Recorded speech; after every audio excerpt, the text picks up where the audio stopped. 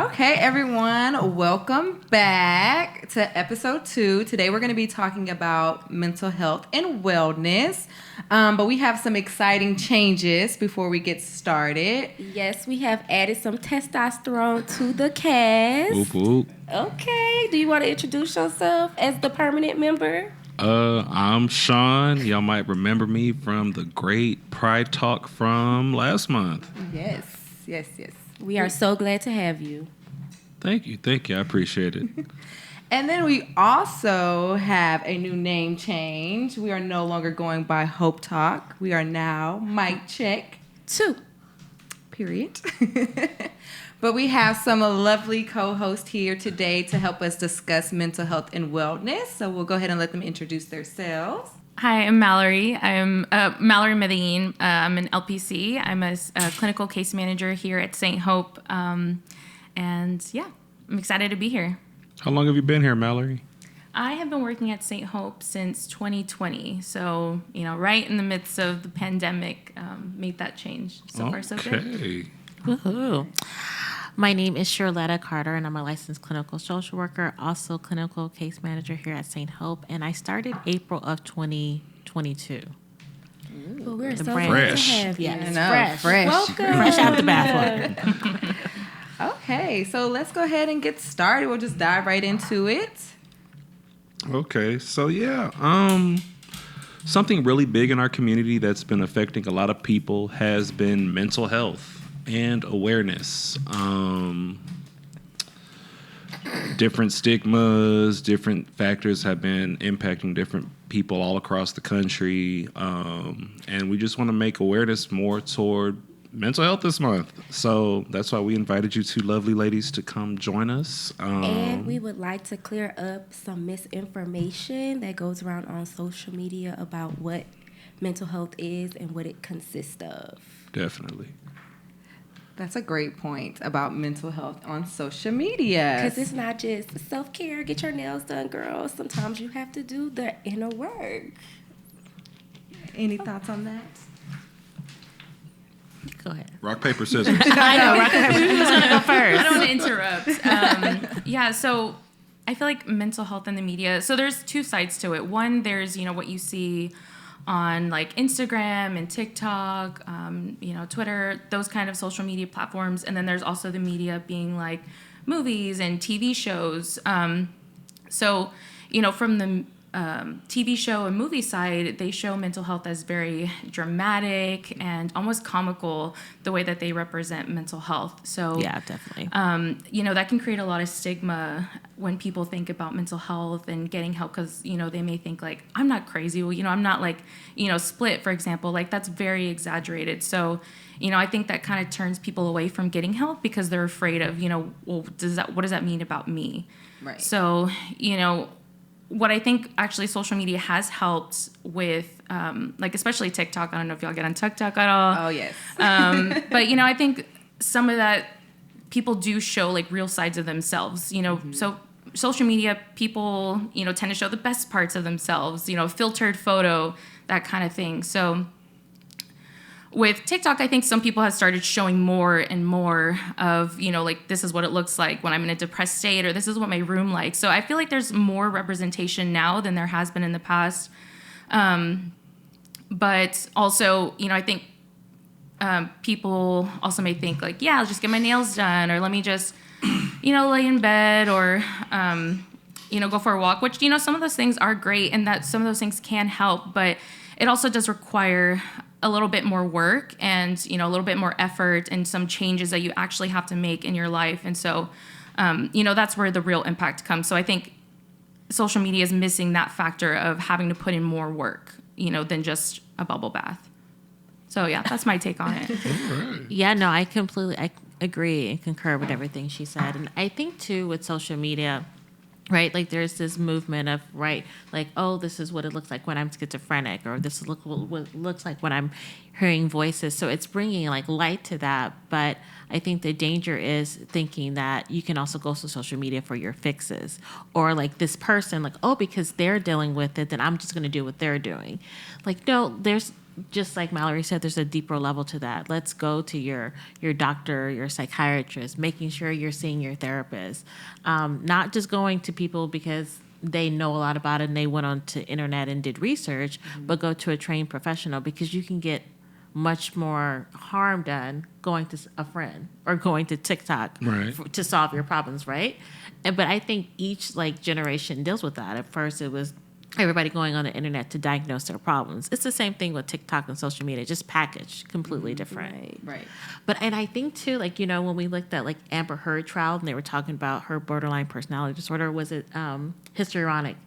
You know, people, it's like this comical thing or people make fun, but this is a real disorder, and really encouraging people like, hey, you know, I saw this disorder online. I'm wondering, is it something that I'm dealing with? Or I'm wondering, is it something that my loved one's dealing with? How can I get them help? Right. So how can we turn it around and say, instead of laughing and saying like, this is something really somebody's dealing with, how can I help them? So I'm curious. So with that was a really good point. When do you think is a good time for you to realize that you actually may need to seek out help? Because a lot of people are so scared to be authentic. Yeah. And they're so used to, like you guys said, I'm just watching TikTok and I want to be like this person. But those people on social media never generally show their authentic self, just what they want to portray to the masses. So when do you guys think would be a good time for people to like realize, you know, maybe I should see someone and not just go and run to social media or just vent to random people? Let me talk to a professional. Maybe I do have an issue. I think we were actually just talking about this the other day. Anytime is a good time to go speak to somebody. I think sometimes we think like, oh, I have to have like this it problem, that I'm dealing with heavy depression. I need to go. It can just be, I'm struggling with career choices, and you want to have somebody outside of your circle of friends as a neutral person. But I think more so, like probably to the point of your question, like when you're really struggling with some mental health stuff or some serious life changes, and you're just finding yourself not being able to cope. If you're noticing changes in like your sleeping, your eating, if you're noticing that I'm not really wanting to go outside more, like, I haven't really spoken to my friends in a couple weeks, when you normally speak to them maybe every day or every other day. Mm-hmm. Like those subtle changes are telling you like something's not right. Like something's going on with me that I'm pulling away. Sometimes we don't notice it until like 6 months, a year later, like, oh, like I completely changed. Like I'm stuck in the house every single day on a weekend exactly, and it's a bright, right? sunny day. And I'm usually out. And I really like how you said that any time is a good time, because you do talk to your friends, and I feel like sometimes your friends are going to give you a biased opinion because they're your friends and they're always going to be team you, and they don't really hold you accountable all the time. So I really like that you said any time is a good time to speak to someone. Yeah. I think too that sometimes you need that neutral person to see like, is the 6 people around me telling me that I need to leave this relationship, right? Mm-hmm. Are they correct? And then you hear from somebody who doesn't know you, who's just a new face for you, who's a trained professional, like, oh, this is like a toxic relationship, or this is abusive. Maybe there's something here. I love that, trained professional. Yeah, right. I love that. One more time for the people. Trained professional. Because your friend is not a trained professional. Because your friend will get you caught up. Yeah. Doing stuff and doing things that like, wait, that doesn't even fit or make sense. Because it's not one size fit all. And I think that's what sometimes people get stuck in. Like they want this generic definition of what something is, and then they either want to attach that to themselves or attach that to other people, and that's not how it works.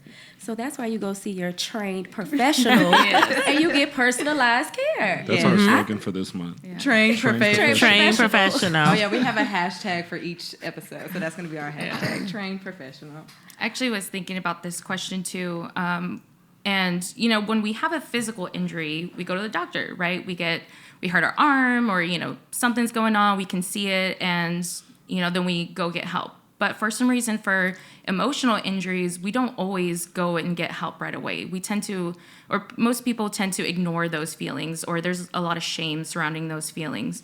So, when we ignore those feelings, then they tend to get worse, and they start to show up in other areas of our life, like isolation, as Sherletta was saying, and maybe irritability, maybe you're getting angry more, that kind of thing. And then when people come to see us, like you said, 6 months later, they're in a crisis already. So then it's already kind of not too late, but it's going to be much harder to get you out of that place. It's possible, but we want to get you before you get to that point, basically. So when you start noticing these things within yourself, that would be a good time probably to go and see somebody. There's even with that, it's so hard for some people because there's a lot of stigma, even within their own family. When people Absolutely. talk about mental health or even seeing a counselor, I know my mom, when I was growing up, she would be like, "You not crazy?"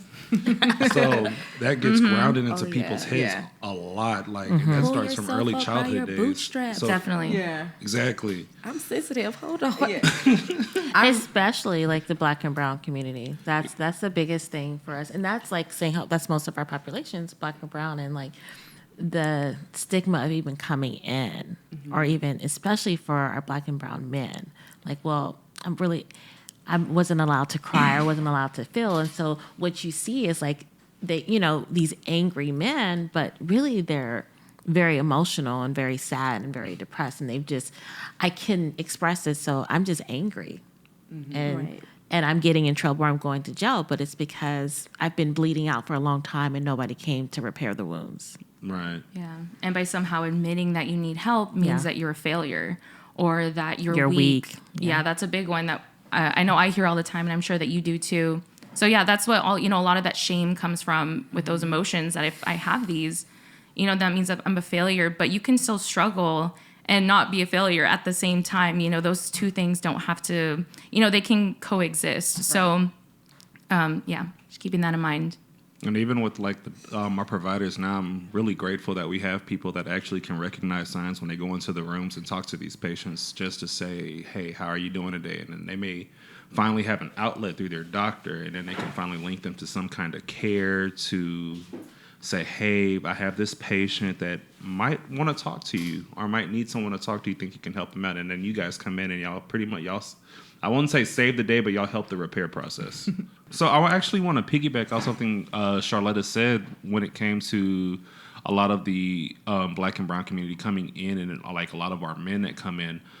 Seeing that St. Hope deals with a lot of HIV positive patients. And this was something I kind of touched on briefly in the previous chat. A lot of people lose their way when they find out their status, if they become positive. They think that the world is over, in a sense. Some people, let's just be real, have those thoughts that life can't go on, and they do something tragic about it. So what is a message that you guys would think would be good for people that are listening if they're newly diagnosed that may feel like they don't have a way, even though they do have case management, even though they do have people at the front desk that greet them with a smile? We don't know what they're dealing with internally when they leave out of St. Hope. Do y'all have something that y'all would like to convey to them, just so they can understand their status is not the end? Yeah.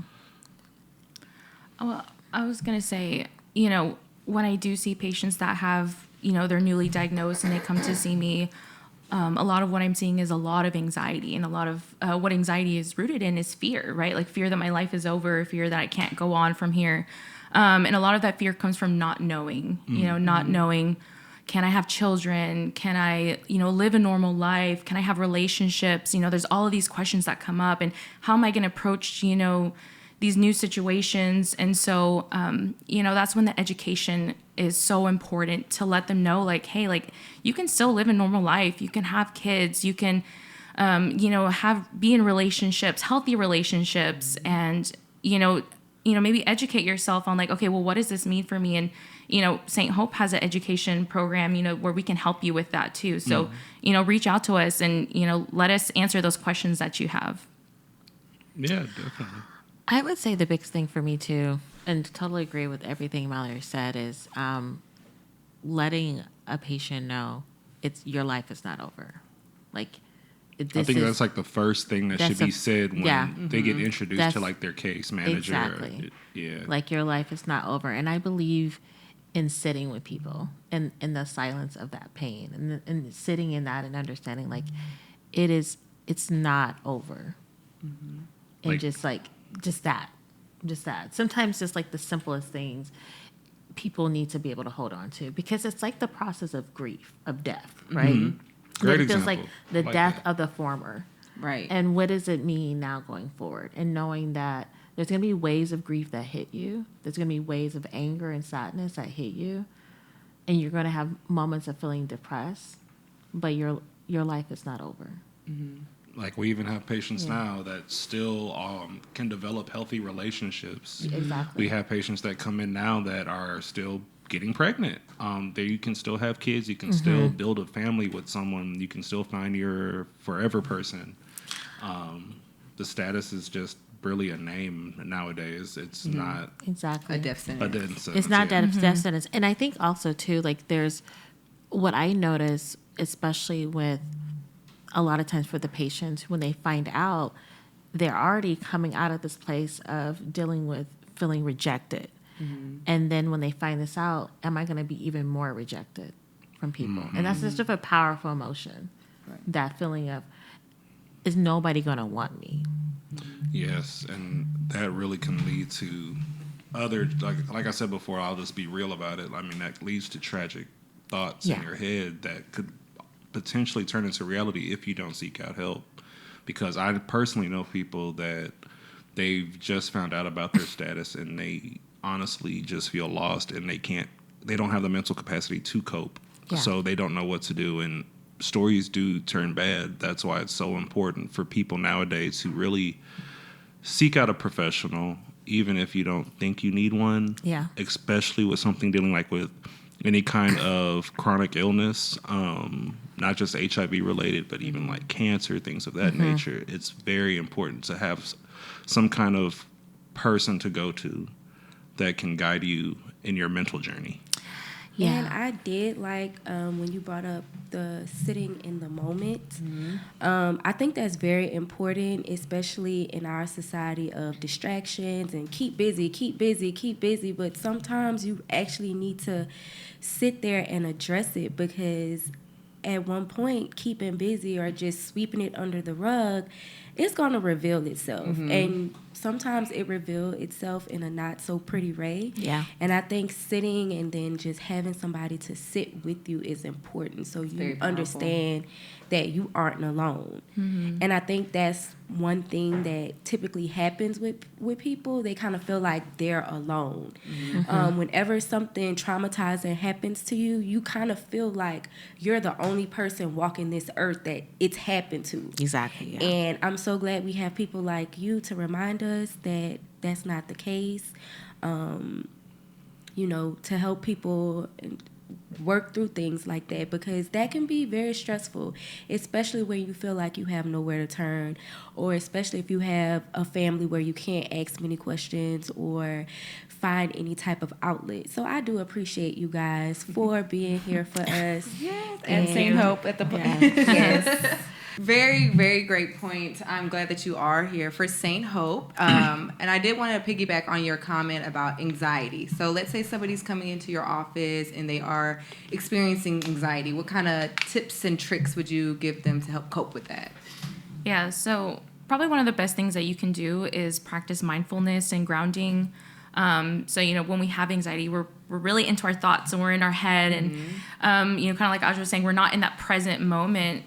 So those grounding techniques is to bring you into the here and now and to bring you to the present, basically. So what I think is a super easy thing to remember is just using your 5 senses. So like what you can see, hear, smell, touch, taste even.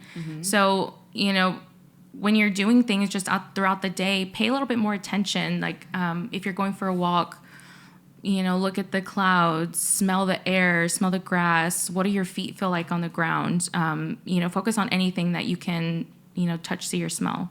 So I think that's something super easy to remember, to just, get you out of your head and put you into the present. I like that.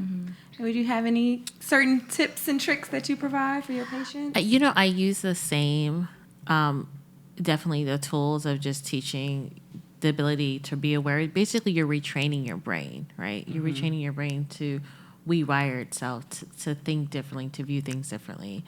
I also, definitely a lot of times when we are anxious, and a lot of times at times deal with anxiety, right, is helping people with intrusive thoughts that come with anxiety, these running thoughts or these worries, and so learning how to kind of like capture those thoughts and pull them in their place. Like, can I do anything with this? If I can't, I put it in the box and I'll deal with it later. And so focusing on, to me, like a place of peace, like calling in peace. It's a lot of unlearning and learning of how to recategorizing, Yeah. knowing what you can and can't handle. Our arms are only big enough to handle a certain amount of things. So can you carry that? Can you do anything about that? Ooh, that was deep. I know. Moment of silence for the king. That was a deep one. But it was funny though. I actually do the walk. I started doing walks because I know I deal with myself. I have horrible anxiety sometimes, like even on like things like this. As Troy pointed out, I get very fidgety, even right now. But no, even like with just day to day, like I started doing walks, and like Mallory had said, just smelling like your environment. It was such. I don't know. It's something. It's just such a natural calming effect. Yeah. Instead of just going to the gym like normal, if you're just outside in nature. So no, I totally understand that. Love that. Walks are good. Yeah. And reducing like the stimuli Yeah. of things. Because we all know working 10, 12-hour days can get you. So, I mean, you don't know what you're dealing with at home. So, you know, you need something to just... A nice balance break. Yeah. Yes. Yeah, absolutely. And I think that's good, like the break that you mentioned, right? Like it's plugging in those breaks, like making sure you are prioritizing yourself.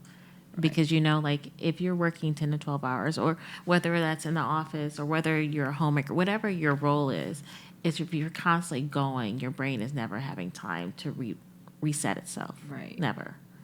And with anxiety, it's everything. It's mindfulness, it's awareness. It's like, what are you sleeping? What are you eating? What are you putting into your body? And I think that's one of the things as therapists is teaching our patients that mental health is a total health.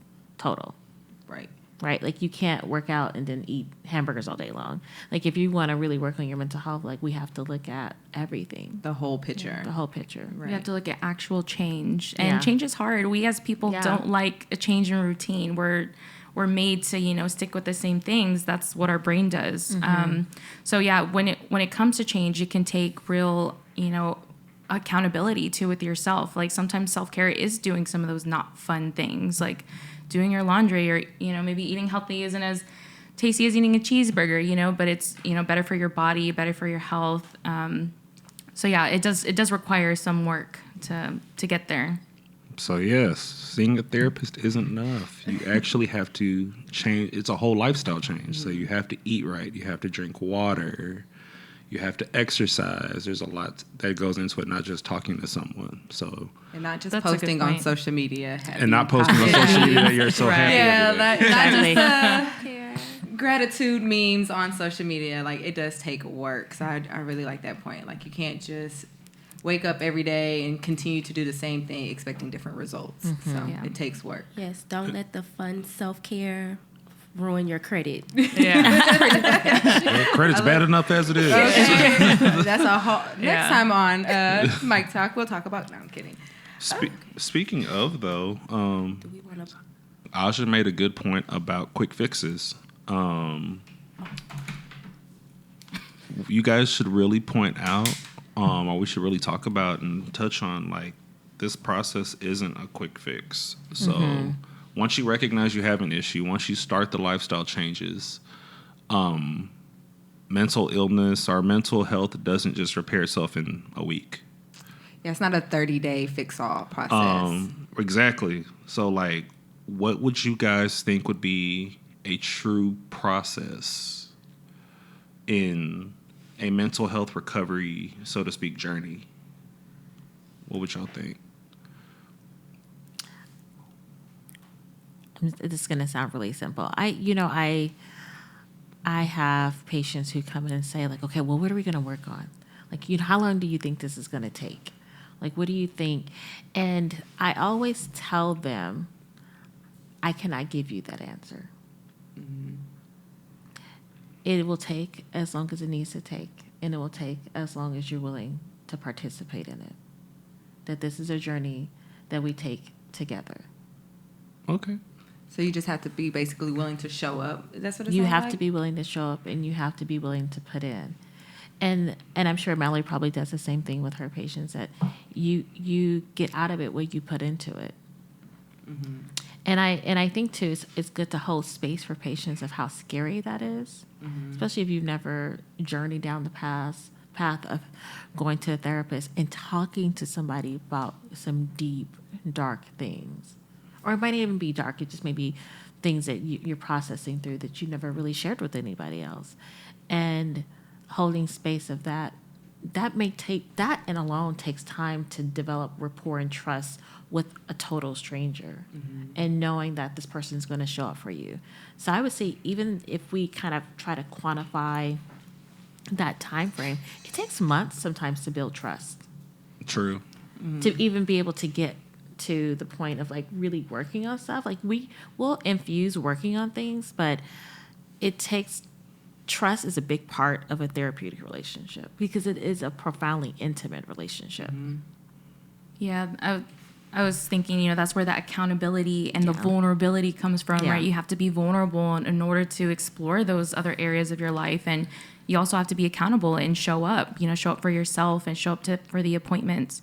And, most people think, oh, it's a positive change, so it's, it should be easy. But with any kind of change, there's a sense of loss, right? Loss of the former, loss of, a life that you've lived. And so it really just, it does depend.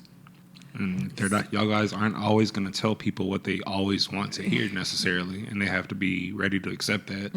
Yeah. So I know in my journey, personal, I had to learn to be very patient with myself because you come so far sometimes and you're like, I'm healed and zen, and then you don't realize how easily you're triggered by something because you're not dealing with it every day anymore. So you may go like 30 days all positive Patty, and then you're triggered again. And you're like, well, why is this still bothering me? Like, I had to learn to really be patient with myself. Exactly. So I think that's a good point to not put a time frame on, because you can go like 30 days. You can go 6 months and you feel like, oh, I'm not having those issues or anxieties anymore. And then boom, one day you're just walking and you're just like angry again, So I think that's really important to not put a time frame on it and just to be patient with yourself.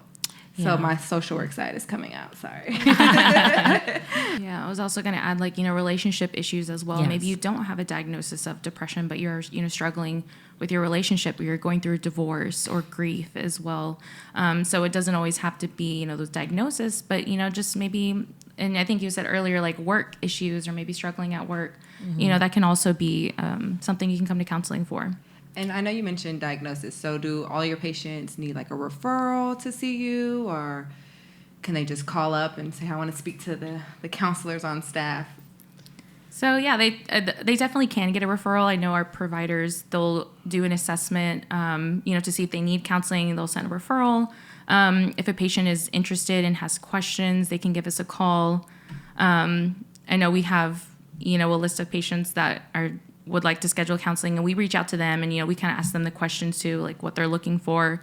As far as needing a referral, that would really depend on your insurance if you would need that or not. There's lots of ways. Provider, just call, or Calling the scheduling team. I like that you guys call first to see like what their needs are. So, because sometimes the patient may, you may need a good fit for your situation. So that's good. Yeah, we have to also set, realistic expectations as well. And, is this an attainable goal for them, or, and also, to see if we're going to be able to help them, for what they're looking for. Okay. And just remember, it all starts when you first walk through the door, St. Hope. When you're greeted by your MPE, which is your new patient experience. Just talk to the people that are working with you. So for our new patients, if you're listening to this, there's always someone available that can help you, no matter what you're going through. We have a really good team of people from all ranges, colors, backgrounds that can relate to what you're going through in some aspect. It just all starts with yourself and accepting, I may need to reach out to talk to someone. So even when you're talking to your case manager, when you're doing paperwork, you could make a mention of it. Even when you're talking to your doctor and they're talking to you about your lab results, or they just want to make general conversation, you just be like, hey, I'm going through some kind of issue. What do you suggest? And then your provider can say, we do have therapists on staff that are really good that may be able to help you through these things. So let's get you to see someone, and hopefully a change can occur and help you on a really good positive road to recovery if you are having any kind of issue. I like that. Yeah. We can't help you if we don't know that there's a problem. Is that what you were going to say? I was definitely thinking, it doesn't matter who you talk to at St. Hope, somebody there is going to help you. Mm-hmm. If you're honest with us and you lay it on the table, we will find you some help. Yeah. If we have to drag you down the hall, we're going to be like, no, come on this way. We really do have to drag people sometimes. Come on this way. I know somebody. Yeah, can't walk out that door just yet. Yes. Yeah. Run it back. Okay, and so I guess we'll wrap it up. But before we go, do y'all have anything y'all would like to add? Anything that you would like to touch on you feel like is of great importance? If so, this is your platform to do it. Just one last thing I want to say about, finding a therapist too is that have a conversation with them first. If you're looking for specific things like specific gender or maybe if they have experience with different issues, maybe different cultures, that kind of thing. You don't always have to stick with the first therapist that you see. You can shop around a little bit. Don't shop around too much, but, at least, get a feel for it, a few sessions. And then, if it doesn't, either you're not feeling the vibe or you're just, it doesn't feel right, then, look for somebody else too, but don't give up. So thank you all for joining us on episode 2 about mental health and wellness. We appreciate you ladies for spending some time with us and giving us some knowledge that we can take on in our day. And we hope that you all join in for episode 3. We're going to be speaking with our pediatrics team, and we're also going to be talking about getting back to school and just finding balance with all of that. So we're tuning off. Yes, and in the meantime, make sure you like and subscribe. And always remember, you are more than just a number. I love it.